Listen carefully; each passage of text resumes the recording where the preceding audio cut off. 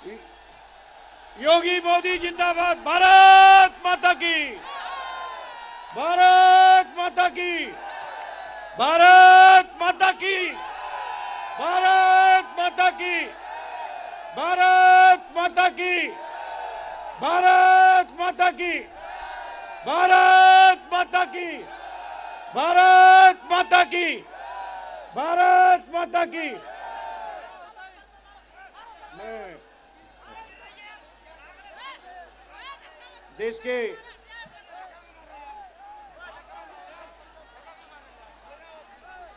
आदरणीय प्रधानमंत्री श्री नरेंद्र मोदी जी से निवेदन करूंगा, आज 11 फरवरी है, पंडित दीनदयाल उपाध्याय के चित्र पर पुष्पांजलि करें।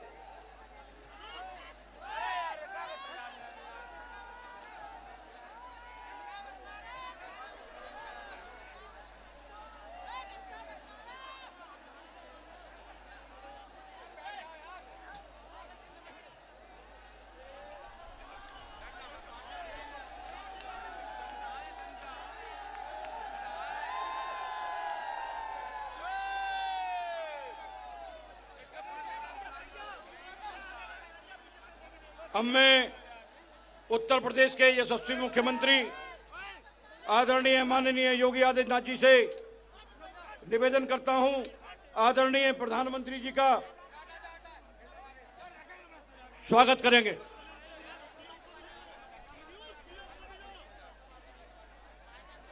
ये गंगा जल देकर आदरणीय प्रधानमंत्री जी का स्वागत करेंगे।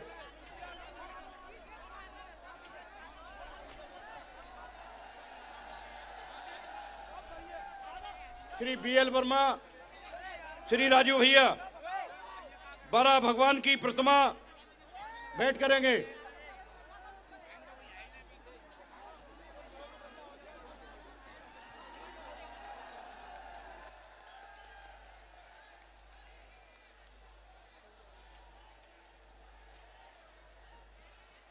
अब मैं उत्तर प्रदेश के यशस्वी मुख्यमंत्री जी से निवेदन करूंगा कि आदरणीय प्रधानमंत्री जी का अपने वचनों से स्वागत करें, ऐसा मेरा निवेदन है।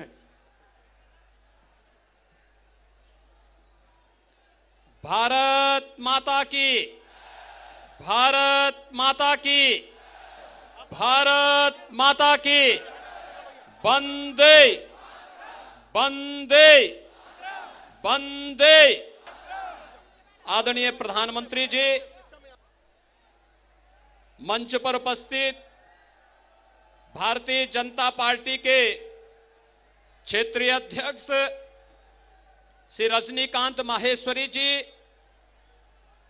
केंद्रीय मंत्री और इस क्षेत्र के प्रभारी श्री अर्जुन राम मेघवाल जी, केंद्रीय मंत्री श्री बीएल वर्मा जी, लोकप्रिय सांसद श्री राजवीर सिंह जी, मंच पर उपस्थित जिला पंचायत अध्यक्ष श्रीमती रत्नेश कश्यप जी, भारतीय जनता पार्टी के प्रत्याशीगण श्री देवेंद्र सिंह राजपूत जी, हरिओम वर्मा जी, ममतेज साक्य जी, विपिन कुमार डेविड जी, वीरेंद्र सिंह लोधी जी, सत्यपाल सिंह राठौर जी, संजीव दिवाकर जी, डॉक्टर सुरभि जी, भारतीय जनता पार्टी के सभी पदाधिकारी और भारी संख्या में उपस्थित कासगंज, एटा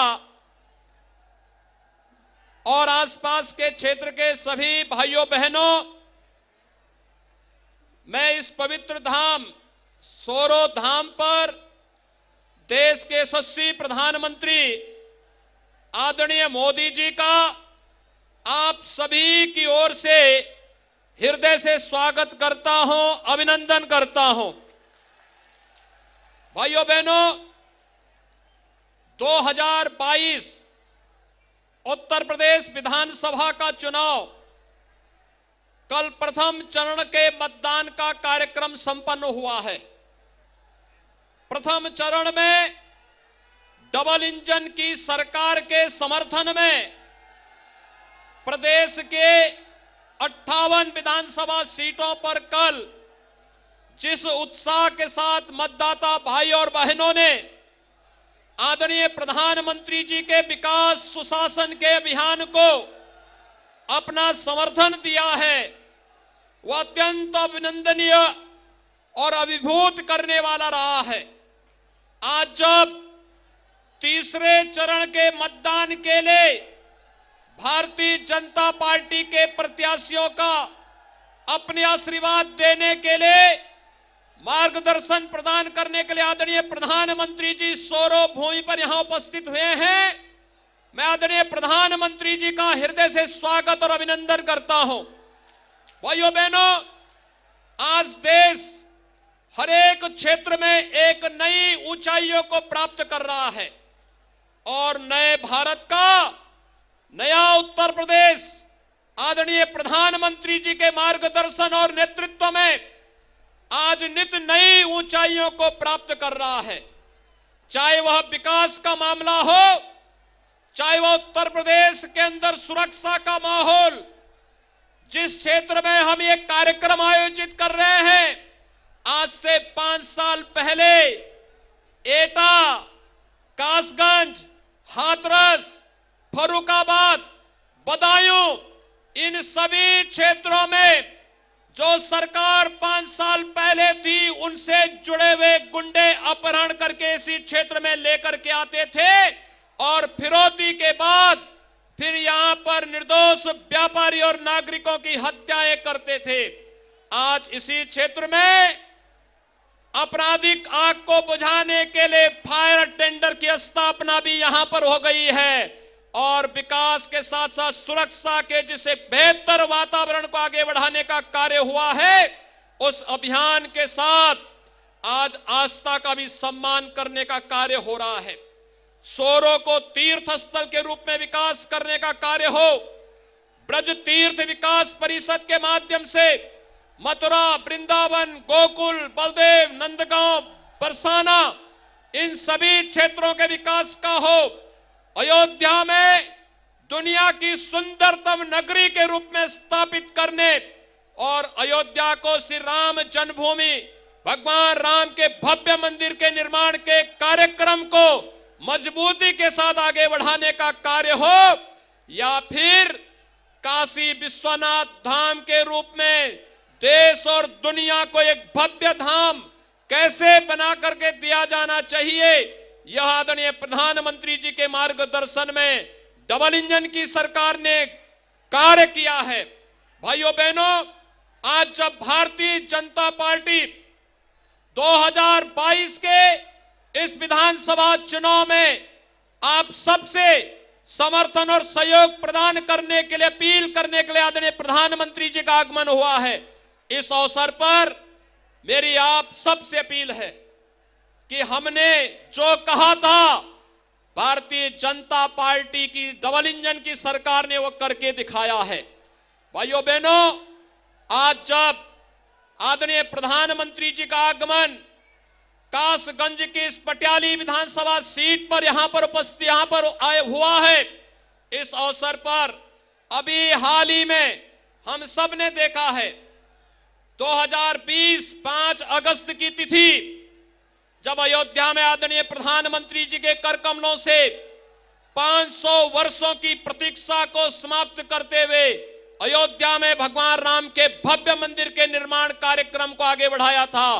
पूरी दुनिया अभिभूत हुई थी और सबने हाथों हाथ प्रधानमंत्री जी के हाथों इस कार्यक्रम को आगे बढ़ते हुए देखा था, उसका अभिनंदन किया था। और भाइयों बहनों, मर्यादा पुरुषोत्तम भगवान श्री राम के सर्वाधिक भजन रामचरितमानस को मधुर स्वर देने वाली इस सदी की प्रख्यात गायिका लता मंगेशकर जी, जिन्हें भारत रत्न से भी सम्मानित किया गया, वे दुखद निधन उनका भी हाल ही में हुआ है। भारत सरकार ने 2 दिन का राष्ट्रीय शोक भी घोषित किया और आज जब हम लोगों को उत्तर प्रदेश की जनता के लिए अपना लोक कल्याण संकल्प पत्र जारी करना था, तो सरकार ने पहले संकल्प के रूप में तो लिया कि हम अपने प्रदेश के अंदर लोक नृत्य, संगीत और रंगमंच के लिए उसे और लोकप्रिय बनाने के लिए अपने नवोदित खिलाड़ियों के प्रशिक्षण और प्रोत्साहन के लिए लता मंगेशकर परफॉर्मिंग आर्ट्स अकादमी की स्थापना उत्तर प्रदेश के अंदर करेंगे और प्रदेश के अंदर निर्माणाधीन फिल्म सिटी में भी इस कार्यक्रम को आगे बढ़ाने का कार्य करेंगे। लेकिन प्रभु राम की इस महान भक्त को केवल यहीं तक सीमित नहीं रखना है। अयोध्या में भी श्री राम जन्मभूमि के ओर जाने वाले एक प्रमुख चौराहे का नामकरण भी लता मंगेशकर, भारत रत्न लता मंगेशकर जी के नाम पर होना चाहिए।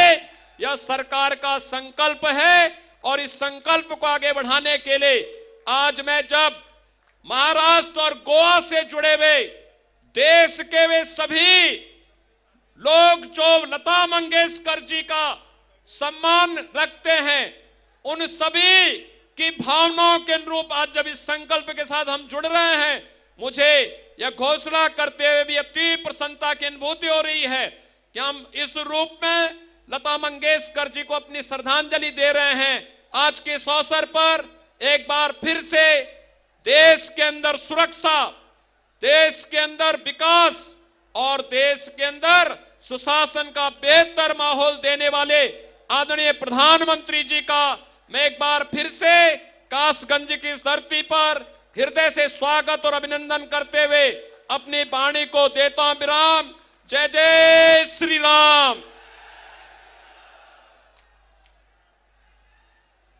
और भाइयों बहनों, मैं इसके साथ ही आदरणीय प्रधानमंत्री जी को सादर आमंत्रित करता हूं कि आदरणीय प्रधानमंत्री जी कासगंज और यहां से जुड़े हुए इन सभी मतदाताओं को अपना मार्गदर्शन देने की कृपा करें। आदरणीय प्रधानमंत्री जी।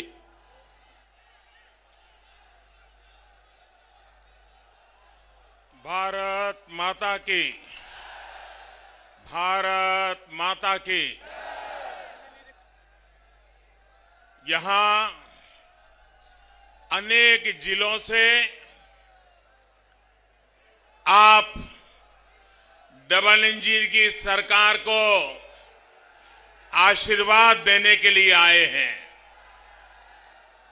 मेरी नजर जहां पहुंचती है उससे भी आगे मुझे लोग ही लोग नजर आ रहे हैं।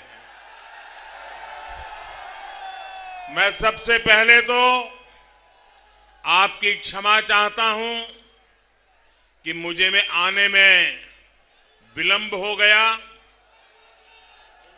आज उत्तराखंड में मेरा सुबह कार्यक्रम था और इतनी बड़ी जबरदस्त भीड़ थी, इतना बड़ा उत्साह का वातावरण था, तो मैं बोलता ही गया, मुझे समय का ध्यान ही नहीं रहा और उसके कारण मैं लेट हो गया। तो मैं आप सबकी क्षमा चाहता हूं, लेकिन इसके बावजूद भी आप जिस प्यार के साथ आशीर्वाद देने के लिए आए हैं, ये मेरे लिए बहुत बड़ा सौभाग्य है। मैं फिर से एक बार आपका आभार व्यक्त करता हूं। मैं श्रीमान योगी जी को भी अभिनंदन देता हूं कि अभी जो उन्होंने घोषणा की वो वाकई आप कल्पना कर सकते हैं भारत की एकता क्या है। लता मंगेशकर जी गोवा की बेटी, उनका पैतृक विस्तार गोवा, राम की भक्त, राम से जुड़े भजनों को अमर कर दिया। वो लता मंगेशकर जी अयोध्या में चौराहे का नाम उन पर करना, मैं समझता हूं जो भी राम मंदिर के दर्शन के लिए आएगा वो यहीं से निकलेगा तो लता मंगेशकर जी के भजन भी याद आएंगे और भारत रत्न लता मंगेशकर जी के लिए गर्व भी होगा। और दूसरा, योगी जी का जो फिल्म सिटी बनाने का सपना है, युवाओं को फिल्म जगत में अवसर मिले, इसके लिए लता मंगेशकर एकेडमी बना करके परफॉर्मेंस के लिए, गीत संगीत के लिए नई पीढ़ी को तैयार करने का काम जो किया है, योगी जी आपको, आपकी सरकार को और उत्तर प्रदेश भारतीय जनता पार्टी को मैं बहुत बहुत बधाई देता हूं आपके इस निर्णय के लिए। एटा, फर्रुखाबाद, हाथरस, फिरोजाबाद और बरेली के अनेक स्थानों से भी तकनीक के माध्यम से वर्चुअली जुड़े हमारे सभी भाइयों बहनों को भी आज मैं यहां से प्रणाम करता हूं, नमस्कार करता हूं। यहां मेरी नौजवानों से विनती है, मैं आपकी तरफ देख करके बोलूंगा, आप चिंता मत कीजिए, लेकिन आगे आने की कोशिश मत कीजिए, जगह ही नहीं है, बिना कारण किसी को नुकसान हो जाएगा भैया। प्लीज आप लोग खड़े रहिए, मेरा भरपूर प्यार आपकी तरफ है, चिंता मत कीजिए।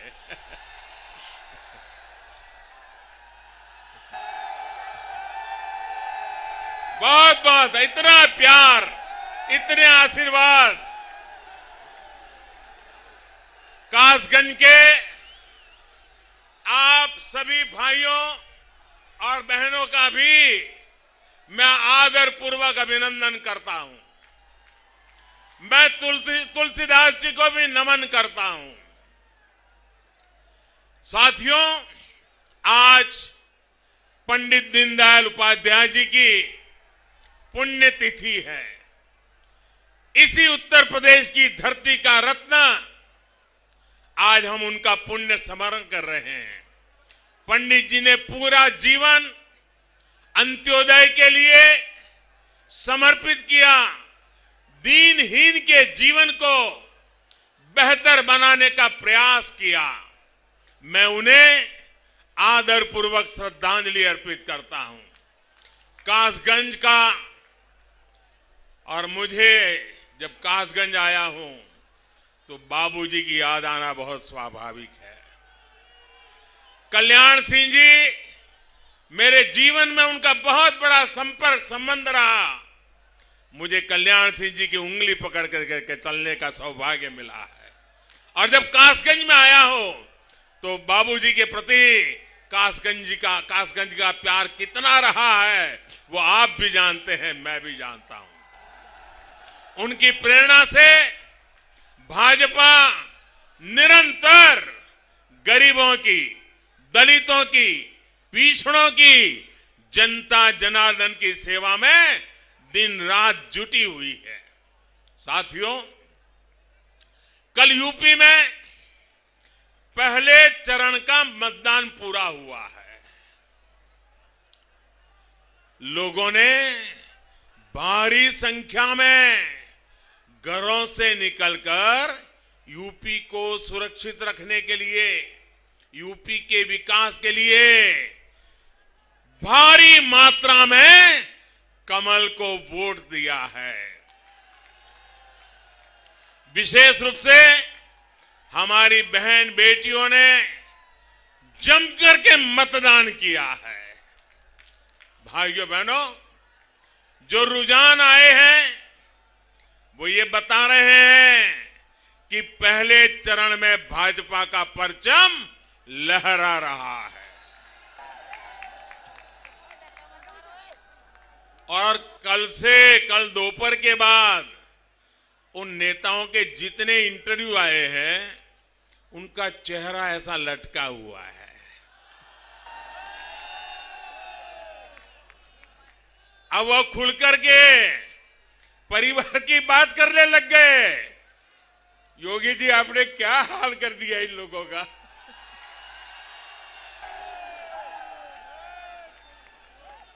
और आप देखिए, जो बात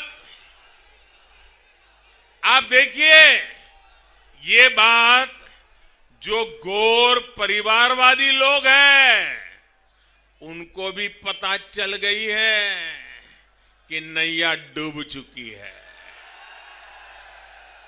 इसलिए उन्होंने अभी से ही ईवीएम पर, चुनाव आयोग पर सवाल उठाना शुरू कर दिया है। आपको मालूम है ना, जैसे क्रिकेट में क्या होता है, वो बॉलर बॉल फेंकता है, जब विकेट मिलती नहीं है तो बॉल वहां पहुंचने से पहले ही चिल्लाता है एम्पायर के सामने देख के, आउट आउट आउट। और फिर नहीं होता है तो एम्पायर पे गुस्सा करता है, एम्पायर के सामने पैर पसारता है। देखा है ना आपने? इस चुनाव के पहले चरण के बाद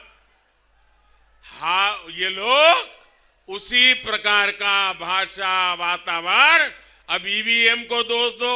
अरे जनता जनार्दन आपको स्वीकार करने के लिए तैयार नहीं है। अब उत्तर प्रदेश को गुंडा राज नहीं चाहिए। लेकिन मैं इन परिवारवादियों से कहना चाहता हूं कि भाई आपका डूबना तय है। अगर ईवीएम को ही गालियां देनी है तो 10 मार्च के बाद बहुत दिन है, देते रहना। साथियों, मोदी और योगी जी को जो आशीर्वाद और प्यार आप दे रहे हैं, उसने परिवारवादियों की नींद उड़ा दी है। कितनी कोशिश की इन लोगों ने आपको बांटने की, जाति के नाम पर अलग अलग करने की, लेकिन ये लोग पूरी तरह फेल हो गए।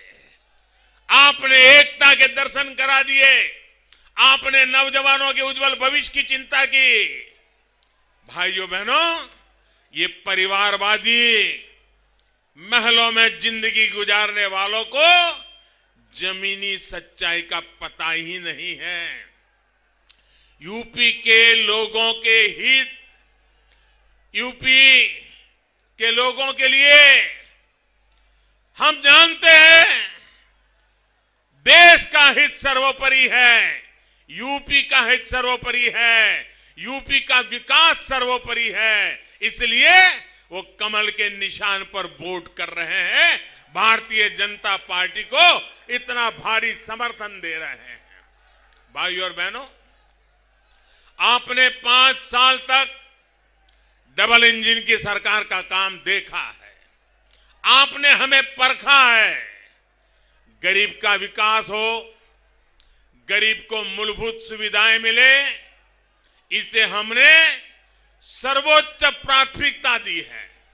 लेकिन इन परिवारवादियों ने अपना घर, अपनी तिजोरी तो भरी, लेकिन कभी गरीब की चिंता नहीं की। गरीब का जीवन आसान बने, ये लोग न पहले चाहते थे और न आज चाहते हैं। ये अफवाह फैलाने वाली प्रवृत्ति वाले परिवारवादी पूरी कोशिश कर रहे थे कि कोरोना का मुफ्त टीका गरीब परिवार को न लगे। लेकिन गरीबों की सरकार ने गरीबों की जिंदगी को सुधारने के लिए, उनके जीवन में विश्वास पैदा करने के लिए पल पल गरीबों की चिंता करने वाली इस डबल इंजन की सरकार ने उनके इस इरादों को सफल नहीं होने दिया। ये लोग गरीबों के अस्पतालों के नाम पर, स्वास्थ्य सेवा के नाम पर घोटाले करते थे। ये लंबा इतिहास आप जानते हैं। लेकिन योगी जी की सरकार ने अस्पताल और मेडिकल कॉलेज का जाल बिछा दिया है। मेरा सौभाग्य था, एक साथ 9 मेडिकल कॉलेज का उद्घाटन करने का मुझे मौका मिला था। यह हिंदुस्तान में कभी नहीं हुआ है जो योगी जी की सरकार में हो रहा है। इनको यह भी लगता था कि 100 साल का इतना बड़ा संकट आया है, वैश्विक महामारी कोरोना आई है, यूपी में भूखमरी फैलेगी, उस पर ही अपनी राजनीतिक रोटियां सेकेंगे। लेकिन इन लोगों को एहसास ही नहीं था कि मोदी योगी ने इनके राशन माफिया, मालूम है ना राशन माफिया, ये राशन माफिया को किनारे लगा दिया है। महामारी के इस समय में हमारी सरकार हर गरीब को पिछले कई महीनों से मुफ्त राशन दे रही है और हमारा संकल्प रहा कि ऐसी बड़ी वैश्विक 100 साल की भयंकर बीमारी आई है, जीवन बचाना बड़े बड़े समृद्ध देशों के लिए मुश्किल हो गया था। हमने जीवन भी बचाने के लिए जी जान से मेहनत की और हमने कोशिश की कि गरीब के घर का चूल्हा जलता रहना चाहिए। आज गरीब माताएं बहनें मोदी को आशीर्वाद दे रहे हैं, योगी को आशीर्वाद दे रहे हैं, क्योंकि उनको पता है कि उनके घर में कभी बच्चों को भूखा सोना नहीं पड़ा है, घर का चूल्हा कभी बंद नहीं हुआ है। भाइयों बहनों, अब दिल्ली से गरीब, दलित, पिछड़ों के लिए निकला राशन का हर दाना उसके जो हकदार है उनके पास जाता है। राशन माफिया नहीं है, इसलिए रास्ता गरीब के घर पहुंच जाता है। डबल इंजन की सरकार ने एक देश एक ration card, one nation one ration card की भी व्यवस्था की है और उसके कारण यूपी का जो भी परिवार अगर दूसरे राज्य में गया है उसको अब वहां भी यहां के राशन कार्ड से उसको वहां भी राशन मिलेगा। उत्तर प्रदेश का व्यक्ति कहीं बाहर रोजी रोटी के लिए गया है तो उसकी रोजी रोटी की चिंता मोदी करता है। भाइयों बहनों, साथियों, ये आपके एक वोट की ताकत है जो गरीब का भला करती है। लेकिन मैं यूपी के लोगों को सावधान भी करना चाहता हूं। ये परिवारवादी लोग इस समय इतने बौखलाए हुए हैं कि ठान कर बैठे हैं कि गरीब के लिए चल रही सारी योजनाओं को सबसे पहले ताले लगा देंगे, इसको बंद कर देंगे, क्योंकि उनको लगेगा कि अगर ये योजनाएं चालू रही तो योगी और मोदी के ही गीत लोग गाते रहेंगे और इसलिए पहला काम उसको ताला लगाने का करेंगे। इसलिए भाइयों बहनों, क्या आप चाहते हैं कि लोक कल्याण की योजनाएं चालू रहें? आप चाहते हैं योजनाएं चालू रहें? आप चाहते हैं गरीब को घर मिलना चाहिए? आप चाहते हैं गरीब का चूल्हा जलते रहना चाहिए? आप चाहते हैं गरीब के बच्चों को पढ़ने के लिए सुविधा मिलनी चाहिए? आप चाहते हैं गरीब को बीमारी में दवाई के लिए व्यवस्था मिलनी चाहिए? इनके लिए ये काम ही नहीं है और इसलिए ऐसे लोगों को कभी मौका मत देना। साथियों, इस क्षेत्र के जिन गांवों को इन लोगों ने बेसहारा छोड़ दिया था उनको डबल इंजन की सरकार ने अच्छी सड़कें दी हैं, नदी पर अच्छे पुल दिए हैं। एटा में 11,000 करोड़ रुपए का बिजली प्रोजेक्ट लगा है। गन्ना, आलू, अमरूद, आम, केला जैसी अनेक फसलें उगाने वाला छोटे किसान फूड प्रोसेसिंग क्षेत्र में हमारे ईमानदार प्रयासों में एक नई आशा का अनुभव कर रहा है, नया विश्वास पैदा हो रहा है। हजारों करोड़ रुपए का बजट कोल्ड स्टोरेज और गोदाम बनाने के लिए तय किया गया है। किसान उत्पादक संघों यानी एफपीओज में छोटे किसानों को संगठित कर उनको एक्सपोर्ट के लिए, फूड प्रोसेसिंग के उद्योग लगाने के लिए मदद दी जा रही है। हमारी सरकार किसान क्रेडिट कार्ड के दायरे में पशुपालकों को, मछली पालकों को भी किसान क्रेडिट कार्ड की सुविधा दी है, जिसके कारण उसके कम ब्याज से उसको बैंक से लोन मिल सकता है, वो अपना काम विस्तार कर सकता है। और ये भी सुविधा हमने दी है। यूपी में जो बायोगैस प्लांट का नेटवर्क तैयार हो रहा है, वो किसानों को आय का एक और जरिया बनेगा। भाइयों और बहनों, आपने 2017 में जिनको सबक सिखाया, उनको अचानक, पहले तो उनको लगता था जो खेल खेलते हैं खेलते रहेंगे, लेकिन अब उनको लगा है कि विकास की बात किए बिना कोई चारा नहीं है, इसलिए अब उनको विकास भी याद आने लगा है। ऐसे ही गौर परिवारवादियों के लिए काका हाथरसी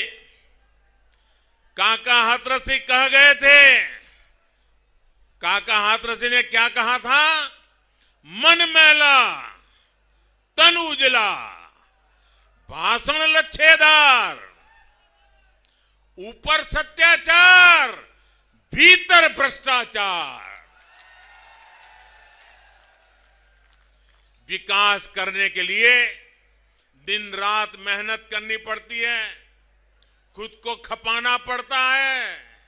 ऐसा नहीं होता कि 4 साढ़े 4 साल दुनिया भर में घूमते रहो, फिरते रहो, मौज मस्ती करते रहो, गायब हो जाओ, जनता के सुख दुख से कोई लेना देना नहीं, और चुनाव के 6 महीने पहले आकर के टपक जाओ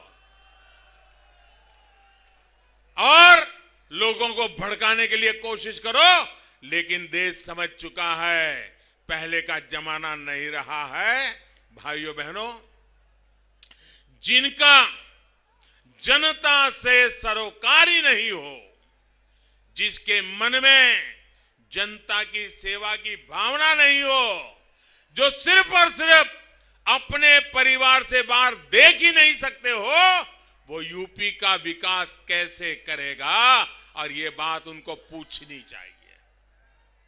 आज किस यूपी वाले को गर्व नहीं होगा कि उनके मुख्यमंत्री पर कोई भी उत्तर प्रदेश का नागरिक इस बात का गर्व करेगा कि पिछले कई दशकों से चारों तरफ जब भ्रष्टाचार की बू आ रही है, सरकारों के ऊपर आरोप लगते रहे हैं, मुख्यमंत्रियों पर आरोप लगते रहे हैं, लेकिन आपके पास एक ऐसा मुख्यमंत्री है, विरोधियों ने भी कभी भ्रष्टाचार का आरोप लगाने की हिम्मत नहीं की है।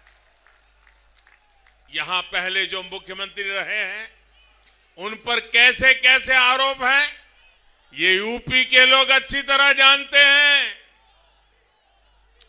साथियों, जहां डर होता है, जहां अपराध होता है, जहां माफिया राज होता है, फिरौती छीना झपटी होती है, वहां विकास संभव नहीं होता है। और कानून व्यवस्था स्थापित करना एक छोटी मोटी बात नहीं है दोस्तों। मैं लंबे अरसे तक मुख्यमंत्री रह करके आया हूं। कानून व्यवस्था के लिए कितनी मेहनत पड़ती है, सारे तंत्र को कितना सजग रहना पड़ता है, मैंने उस दुनिया से समय निकाल करके मैं आया हूं। भाइयों बहनों, मैं आज आपको कहना चाहता हूं, मान लीजिए आपके पास बंगलो है, घर है, गाड़ी है, खेत है, खलिहान है, सब कुछ है, पांचों उंगली घी में है, कोई दुख नहीं है, लेकिन अगर माफियाओं की चलती है, गुंडाओं की चलती है, और जवान बेटा सुबह घर से गया है उत्साह के साथ और शाम को उसकी लाश घर पे लौट आए, कोई उसकी हत्या कर दे तो उस घर का क्या उपयोग है, उस बंगले का क्या उपयोग है, उस व्यापार का, गाड़ी का, खेत खलिहान का कोई उपयोग है क्या? कोई उपयोग है क्या? जान प्यारी है कि नहीं है? तो गुंडागर्दी जानी चाहिए कि नहीं जानी चाहिए? माफिया शाही बंद होनी चाहिए कि नहीं होनी चाहिए? यह काम योगी जी ने किया है भाइयों। आप सोचिए, आपके पास पैसे हैं, बच्चे को अच्छे स्कूल भेज रहे हैं, लेकिन चूंकि बच्चा अच्छे स्कूल में पढ़ता है इसलिए फिरौती लेने वाला बच्चे को उठा करके ले जाए और फिर टेलीफोन करके पैसे मांगे। मां बाप भी सोचे कि अगर पैसे नहीं देगा और बच्चे को कहीं मार देगा तो, इसलिए पुलिस से मैं भी कंप्लेन न करे। भाइयों बहनों, क्या बच्चों की सलामती होनी चाहिए कि नहीं होनी चाहिए? ये गुंडागिर्दी बंद होनी चाहिए कि नहीं होनी चाहिए? अगर ये काम योगी जी ने किया है तो अच्छा किया है कि नहीं किया है? ये होना चाहिए था कि नहीं होना चाहिए था? ये उत्तर प्रदेश की सेवा है कि नहीं है? ये आपकी सेवा है कि नहीं है? ये आपकी सुरक्षा है कि नहीं है? भाइयों बहनों, सुरक्षा जीवन में बहुत जरूरी होती है। भाइयों बहनों, हमारी बेटियां स्कूल कॉलेज आते जाते समय नजर नीची कर रहे हैं। हर कदम पर घबराहट हो, चुपचाप भागने की कोशिश करती हो। और आपने देखा होगा ऐसे लोग रोड के किनारे पर खड़े रह करके बेचारी को फप्तियां सुनती रहने पड़े। बहुत कुछ हमारी बेटियां सहन करती रहे। उनके मन की बेबसी, उनका आक्रोश। भाइयों बहनों, आप कल्पना सकते हैं हमारे घर में जवान बहन बेटियों के साथ ऐसा हो, वो बेटी बेचारी मुरझा जाएगी कि नहीं मुरझा जाएगी? उन बेटियों को सम्मान मिलना चाहिए कि नहीं मिलना चाहिए? उन बेटियों की रक्षा होनी चाहिए कि नहीं होनी चाहिए? कोई दुकानदार दिन रात मेहनत करके अपनी दुकान का काम फैलाए, छोटी सी दुकान बेचारा कर्ज लेकर के आया हो, मेहनत करता हुआ कमाना शुरू करे, और कोई दबांग आकर के कह दे, देखो हर दिन शाम को 50 रुपया मुझे पहुंचाना पड़ेगा। ये छोटा दुकानदार बेचारा कैसे घर चलाएगा? कैसे जो कर्ज लिया है चुकता करेगा? ये रंगदारी वाले लोग मुनाफे में से हिस्से ही ले जाए। अगर मुनाफे में से हिस्सा नहीं मिलता है तो पूंजी में से भी हिस्सा उठा के ले जाए, और अगर वो न दे पाए तो एक दिन आकर के दुकान को ही उठा के ले जाए। ऐसे लोग जब बैठे हैं तब साहब पर भी प्रगति नहीं होती है। उसको रोकने का काम हमारे योगी जी ने किया है। भाइयों बहनों, सूरज ढलने के बाद आप घर के से निकलने से घबराएं, बहुत जरूरी होने पर ही बाहर जाएं, अपने काम टालें। ये स्थिति ठीक नहीं है। अगर ट्रेन रात को किसी स्टेशन पर पहुंचे और लोग सुबह तक इंतजार करें, प्लेटफॉर्म पर बैठे रहें ताकि सलामत घर पहुंच सके, ये स्थिति उत्तर प्रदेश ने देखी थी। उत्तर प्रदेश को उससे बाहर लाने का काम योगी जी की सरकार ने किया है। भाइयों, यूपी में 5 साल पहले जो इन गौर परिवारवादियों, माफियावादियों ने जो माहौल बना दिया था, उसके खिलाफ योगी जी ने बहुत बड़ी लड़ाई लड़ी है। भाइयों बहनों, जीवन में सुरक्षा ये छोटी चीज नहीं है। जहां हालत बिगड़े हुए हैं वहां दशक निकल जाते हैं, कानून राज स्थापित नहीं होता है, बहुत मेहनत पड़ती है। योगी जी ने ऐसी कठिन स्थिति में से उत्तर प्रदेश को बाहर ला करके 5 साल के भीतर भीतर कानून का राज प्रस्थापित करने में सफलता पाई है। बहुत बड़ा बदलाव लाए हैं और आगे भी इसको और पक्का करेंगे, ये मुझे पूरा विश्वास है। भाइयों, योगी जी ने यूपी में सुरक्षा का जो माहौल दिया है, उसने समृद्धि का नया द्वार खोल दिया है। समाज का हर वर्ग मेहनत करे, उन्नति करे, इसके लिए जो माहौल जरूरी है वो माहौल योगी जी की सरकार ने दिया है। कासगंज, एटा, फर्रुखाबाद, हाथरस, फिरोजाबाद, कन्नौज सहित इस पूरे क्षेत्र के लिए भी ये सबसे बड़ा संकट था। इन क्षेत्रों के छोटे, लघु, कुटीर उद्योग, हमारे व्यापारी उद्यमी साथी भी इन अपराधियों के कारण, माफियाओं के कारण परेशान रहते थे। इसलिए योगी जी की सरकार ने कानून के राज को सबसे बड़ी प्राथमिकता बनाया और उन्होंने करके दिखाया है।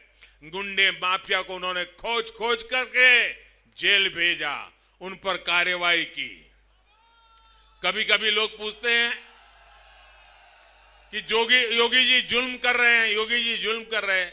आप मुझे बताइए भैया, क्या ये माफियाओं को जेल में भेजना चाहिए कि महल में भेजना चाहिए?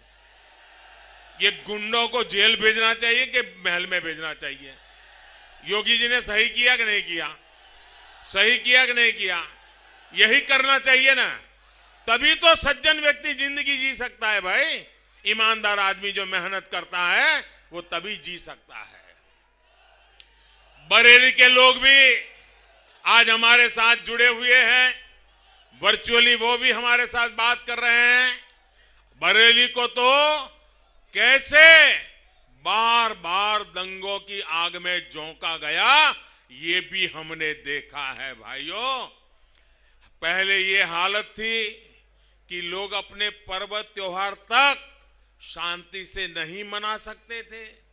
दबंग, दंगा और माफिया राज को अब हमें यूपी से हमेशा के लिए बाहर कर देना है। पूरी तरह आप लोग इस बात का भी ध्यान रखिए कि इस बार भी इन गौर परिवारवादियों ने ऐसे अपराधी चुनाव के मैदान में उतारे हैं जो आप लोगों से खार खाए बैठे हैं। ऐसे लोगों को वो नेता बना रहे हैं, माफियाओं को, गुंडागिर्दी करने वालों को, ऐसे लोगों को वो नेता बनाने के लिए निकले हैं। इन अपराधियों और गुंडों को हराने के लिए आपको एकजुट होकर भाजपा उम्मीदवारों के पक्ष में मतदान करो, ये मैं प्रार्थना करने आया हूं भाइयों बहन। ये बदले के मौके की तलाश में है, इनको कभी बदला लेने का मौका मत देना भाइयों। मैं इस क्षेत्र के नौजवानों से जो पहली बार वोट डालने जा रहे हैं, युवाओं से खास तौर पर कहूंगा कि यूपी के बेहतर भविष्य से आपका भी भविष्य जुड़ा हुआ है। बहुत महत्वपूर्ण है भाइयों। आपके पहले लोगों को गांव घर छोड़ के जाना पड़ा, शहरों में जाकर झुग्गी झोपड़ी में जीना पड़ा। अब मैं उत्तर प्रदेश से किसी को जाना पड़े ये स्थिति नहीं चाहता हूं। उत्तर प्रदेश ऐसा बनाना है, देश भर के लोगों को उत्तर प्रदेश आने का मन कर जाए, ऐसा उत्तर प्रदेश बना रहा है। भाजपा को दिया आपका एक एक वोट यूपी की तस्वीर बदल देगा। भाइयों और बहनों, खेती और छोटे उद्योग आत्मनिर्भर भारत की सबसे बड़ी ताकत है। कोरोना के इस संकट काल में डबल इंजन की सरकार ने खेती और छोटे उद्योगों के लिए ईमानदार प्रयास किए हैं। हमने नई नई योजनाएं लाए, कोशिश की है। दुनिया भर में हाहाकार मचाने की वजह से भाइयों बहनों, खाद की ये जो कोरोना के कारण जो सप्लाई चेन सब खत्म हो गई, डिस्टर्ब हो गई, इसके कारण खाद की, कीटनाशकों की सप्लाई भी बहुत प्रभावित हुई। कीमत भी कल्पना ही कर सकते इतनी बढ़ गई, अनेक गुना कीमत बढ़ गई है दुनिया के मार्केट में। लेकिन ये संवेदनशील सरकार है, छोटे किसानों पर बोझ ना है इसकी चिंता करने वाली सरकार है। इसलिए पूरी दुनिया में इतना बड़ा दाम बढ़ गया, हमको महंगी कीमत से बाहर से चीजें लानी पड़ी। हमने किसानों के लिए चीजें लाए, फर्टिलाइजर लाए, खाद लाए, दवाइयां लाए और किसान को बोझ नहीं पड़ने दिया। सारा बोझ सरकार ने झेला, किसान को कम पैसों में वो दिया। हमने सब्सिडी बढ़ा दी, हमने हजारों करोड़ की सब्सिडी ज्यादा कर दी। इस बजट में भी 1 लाख करोड़ रुपया, मेरे छोटे किसान भाइयों बहनों सुनिए, 1 लाख करोड़ रुपए से ज्यादा खाद सब्सिडी के लिए हमने रखा है, ताकि अगर आगे कोई आफत आ जाए तो भी मेरे किसान को कोई मुसीबत ना आ जाए। इसका प्रबंध हमने आज अभी से किया है। छोटे किसानों को पीएम किसान सम्मान निधि से जो हजारों रुपए इस दौरान मिले हैं, उससे भी उनकी बहुत बड़ी मदद हुई है। छोटे किसान के लिए हर समय जब भी उसको खेती की जरूरत है, तुरंत 2000 रुपए उसके खाते में जमा हो जाते हैं और साल में बार बार ये काम होता रहता है। इसी का परिणाम है कि उत्तर प्रदेश के किसानों ने रिकॉर्ड उत्पादन करके दिखाया है भाइयों। और सरकार ने भी किसानों से एमएसपी पर रिकॉर्ड खरीद की है। भाइयों और बहनों, खेती की तरह ही डबल इंजन की सरकार ने लघु उद्योगों को, एमएसएमईज को बचाने के लिए भी निरंतर प्रयास किया है, कोशिश की है। कोरोना काल में करीब करीब 2.5 लाख छोटे उद्योगों को दी गई है। 2.5 लाख करोड़ रुपए छोटे छोटे स्थानों पर काम करने वाले लोगों को उसके कारण बहुत बड़ी मदद मिली है। और उसके कारण हर कारखाने में 2, 5, 7, 10, 15 लोग जो रोजी रोटी कमाते हैं, उनकी रोजी रोटी को सुरक्षित किया है। एक रिपोर्ट में ये बात बहुत उभर करके आई है कि सरकार के इस प्रयास की वजह से लघु उद्योगों में कम से काम करने वाले 1.5 करोड़ लोगों का रोजगार जाने से बच गया। 1.5 करोड़ लोग यानी 1.5 करोड़ परिवार यानी करीब 6-8 करोड़ नागरिकों को की मदद मिली है। 13 लाख से ज्यादा लघु उद्योगों को हमारी सरकार ने बंद होने से बचाया है। इस संकट के काल में इतना बड़ा काम हुआ है। केंद्र सरकार की योजना की वजह से यूपी के लघु उद्यमियों को भी करीब 19,000 करोड़ रुपया मिला है, ताकि हमारे गरीब की रोजी रोटी चालू रहे, हमारे देश में उत्पादन का काम चलता रहे। साथियों, आज यूपी के लोगों के पास डबल इंजन की ऐसी सरकार है जो लोकल के लिए वोकल है। योगी जी ने जो 1 डिस्ट्रिक्ट 1 प्रोडक्ट योजना शुरू की है, आज चारों तरफ उसकी वाहवाही हो रही है। इससे हिंग, चूड़ियां, कपड़े, फर्नीचर ऐसे उत्पादों को भी बहुत बड़ा बढ़ावा दिया जा रहा है। इसलिए कासगंज, एटा, फर्रुखाबाद, हाथरस, फिरोजाबाद के लोग डबल इंजन सरकार चाहते हैं, क्योंकि 1 डिस्ट्रिक्ट 1 प्रोडक्ट ने एक ग्लोबल लेवल के मार्केट की संभावनाएं पैदा की है। भाइयों और बहनों, भाजपा सरकार ने गरीब, किसान, मजदूर, दलित, पिछड़ों के लिए जो सुरक्षा कवच दिया है, वो पहले कभी नहीं था। हमारी सरकार ने देश के करोड़ों गरीबों को 4 लाख रुपए तक के जीवन और दुर्घटना बीमा की सुविधा भी दी है। 4 लाख। भाइयों बहनों, 60 वर्ष का होने के बाद गरीब को पेंशन का सहारा मिले, इसके लिए भी हमारी सरकार ने बहुत बड़ी पेंशन योजना भी लागू की है। भाइयों बहनों, इस योजना के तहत गरीबों को 3,000 रुपये मासिक पेंशन की सुविधा है। बुढ़ापे में गरीब को रोजी रोटी की तकलीफ न हो, इसकी व्यवस्था है। आज करोड़ों किसान, हमारे खेत मजदूर, घर में काम करने वाले, हमारे खेत में काम करने वाले साथी, रिक्शा चलाने वाले हमारे गरीब भाई बहन, टैक्सी के ड्राइवर के रूप में काम करने वाले हमारे भाई बहन, रेहड़ी पटरी ठेले वाले हमारे छोटे भाई बहन, ये सारे लोग इस योजना से जुड़े हैं। और हमारा गरीब भाई वो सशक्त होगा तो वो भी गरीबी को परास्त करके रहेगा, ये मेरा पक्का विश्वास है। पहली बार देश के असंगठित क्षेत्र को, करोड़ों श्रमिकों को हमने श्रम कार्ड दिया है। पहली बार देश में रेहड़ी पटरी ठेले वाले साथियों को भी बैंकिंग सिस्टम से जोड़ा गया है। स्वनिधि योजना के माध्यम से उन्हें मदद दी जा रही है। इसका बहुत बड़ा लाभ कोरोना के इस समय में यूपी के गरीबों, दलितों, पिछड़ों को भी मिला है।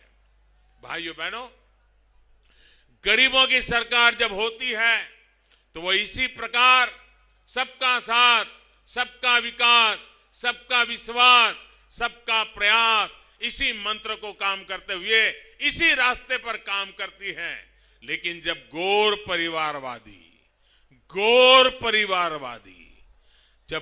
परिवारवादी सरकार में रहते हैं तो वो अपने परिवार से बाहर सोचते भी नहीं है, उनको कोई लेना देना ही नहीं होता।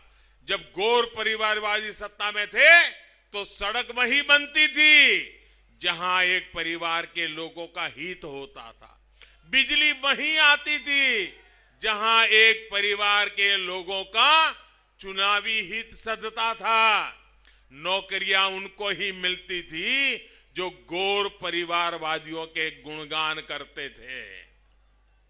लेकिन योगी जी सरकार के लिए पूरा उत्तर प्रदेश अपना परिवार है, पूरा उत्तर प्रदेश। इसलिए बीते 5 साल में जो काम हुआ, जो विकास हुआ, पूरे यूपी में समान भाव से हुआ, सामाजिक न्याय की प्रतिबद्धता से हुआ। भाइयों और बहनों, गौर परिवारवादी देश के संविधान के लिए, देश के लोकतंत्र के लिए सबसे बड़ा खतरा है, सबसे बड़ा संकट है। देश को संविधान देने वाले बाबा साहब आंबेडकर जी भी अगर वो चाहते, उनका तो कद भी बहुत ऊंचा था, नाम भी बड़ा था और समाज में उनके प्रति भक्ति भाव भी अद्भुत था।